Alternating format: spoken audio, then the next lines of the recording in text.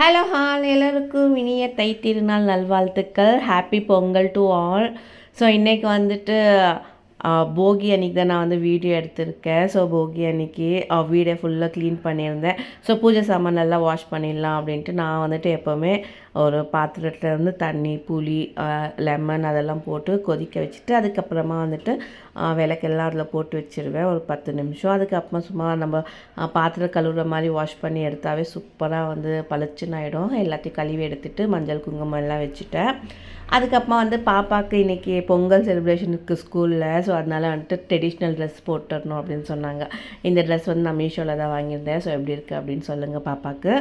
அதுக்கப்புறமா வந்துட்டு ஃப்ளிப்கார்ட்டில் வந்துட்டு ஆர்டர் போட்டிருந்தேன். வீட்டுக்கு வால் கிளாக் இல்லை அப்படின்ட்டு. ஸோ அதனால் அதுவுமே வந்துருந்துச்சு. ஸோ நான் வந்து மயில் வச்ச மாதிரி வாங்கியிருந்தேன். சூப்பராக இருந்துச்சு குவாலிட்டி. 200க்கு இவ்வளோ குவாலிட்டியாக கொடுப்பாங்களா அப்படின்னு எனக்கு தெரியல. இது மாட்டினோடனே வீடே ஒரு மாதிரி நல்லா லுக்காக இருக்குது. ஸோ எப்படி இருக்குது அப்படின்னு சொல்லுங்கள்.